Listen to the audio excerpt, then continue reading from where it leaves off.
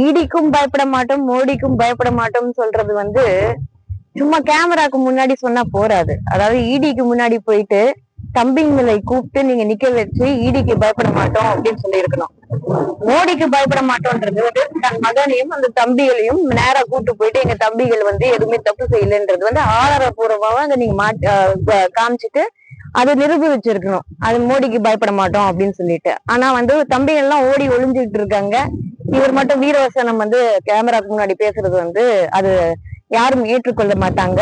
இங்க இருக்கிற எல்லாருக்குமே எல்லா மக்களுக்குமே தெரியும் எவ்வளவு வந்து இது இந்த டாஸ்மாக் ஊழல் எப்படி நடந்திருக்கு, இந்த 300 கோடி வீடு எப்படி கட்டியிருக்காங்க, இந்த என்ன சொல்றது நடிகைகளுக்கு எல்லாம் எவ்வளவு காசு கொடுத்துருக்காங்க, வாட்சுக்கு எவ்வளவு காசு செலவழிச்சிருக்காங்க அப்படின்றது. அதாவது மக்கள் பத்தி கவலை இல்லை. நாங்க ஊழல் செய்வோம், தமிழ்நாடு கடன்ல இருந்தா கூட சரி, ஆனா நாங்க வந்து அந்த கடனை அடைக்க மாட்டோம். ஆனா நாங்க பார்ட்டியும் கும்மாலமும் அடிப்போம், நாங்க ஆடம்பரமாக வாழ்வோம் அப்படின்றதுதான் இருக்கு. என்ன பொறுத்த வரைக்கும் உதயநிதி அவர்களும் சரி, திரு மு.க. ஸ்டாலின் அவர்களும் சரி, எந்த விஷயத்திலும் தமிழக மக்களுக்காக அவங்க வந்து எந்த விஷயமும் கையில எடுக்க போகிறது இல்லை. கண்டிப்பாக அவங்களுக்கு எந்த ரெஸ்பான்சிபிலிட்டியும் இல்லை. நேரா வந்து வெள்ளை கொடியை ஏந்திட்டு நேரா போயிட்டு மோடி கிட்ட வந்து மண்டிட்டு மன்னிப்பு கேட்கறது தான். எட்ஜில உட்காந்து பாக்குறோம், நம்ம எட்ஜில உட்காந்துட்டு அவர் பேசுறாரு மோடி கிட்ட ஒரு பேப்பரை வச்சுக்கிட்டு. அப்போ கூட பேப்பர் வச்சுதான் பேச வேண்டிய ஒரு சூழ்நிலை அவருக்கு இருக்கு அப்படின்றதுதான் நான் சொல்ல முடியும். என்ன பொறுத்த வரைக்கும் தமிழ்நாட்டு முழுவதும் எல்லாருக்குமே, இங்க பாமர மக்கள் எல்லாருக்குமே தெரியும் இந்த திமுக எவ்வளவு வந்து கொள்ளை அடிச்சிருக்காங்க, எல்லா துறையிலும் கொள்ளை அடிச்சிருக்காங்க. இன்னைக்கு பாதுகாப்பு இல்ல, பெண்களுக்கு பாதுகாப்பு இல்ல.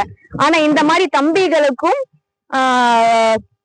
அவங்களுக்கு அடியில வேலை செய்ய இந்த மாதிரி செகண்ட் ஹேண்ட் ஜாப் பண்ற கூடிய வேலைகளுக்கும் இவங்க வந்து பாதுகாப்பு தருவாங்க. இன்னி வரைக்கும் தமிழ்நாடு போலீஸ் எங்க அந்த தம்பிகள் இருக்காங்கன்னு வந்து இன்னி வரைக்கும் சொல்லவும் இல்லை. சோ என்னை பொறுத்த வரைக்கும் மீண்டும் இந்த இன்வெஸ்டிகேஷன் தொடர்ந்து கண்டிப்பாக சிபிஐ விசாரணையும் நடத்தி இந்த தம்பிகளும் சரி, உதயநிதி அவர்களும் சரி, யார் யாரெல்லாம் இதுல உணர்ந்தியா இருந்தாங்க.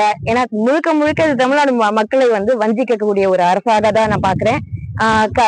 கன்னிமொழி அவர்கள், திருமிகு கன்னிமொழி அவர்கள் என்ன சொல்லியிருக்காங்க, இளம் விதவைகள் ஜாஸ்தியா இருக்குன்னு சொல்லிட்டு அவங்க எதிர்கட்சியா இருக்கும் போது சொன்னாங்க. இன்னைக்கு அதே டாஸ்மாக் தடை செய்வோம் அப்படின்னு சொல்லிட்டு சொன்ன இந்த திமுக இன்னைக்கு தடை செய்யாமல் டாஸ்மாக் மூலம் எவ்வளவு அதிக 1000 கோடி இல்ல, அதுக்கும் மேல எத்தனையோ 1000 கோடி வந்து அவங்க வந்து கொள்ளையடிச்சிருக்கிறதா வந்து சொல்லியிருக்காங்க. இதுக்காக அவங்க பதில் இல்ல. அப்போ இந்த இளம் விதவைகள் என்ன பதில் சொல்ல போறாங்க கனிமொழியாக்கான்றதுதான் தெரியல.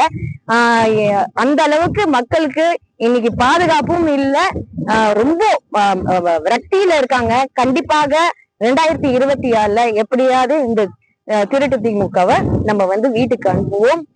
மீண்டும் புரட்சி தமிழ் எடப்பாடியார் அவர்கள் ஆட்சிக்கு வருவாரு. அனைத்து இந்திய அண்ணா திராவிட முன்னேற்ற கழகம் தான் வெல்லும்.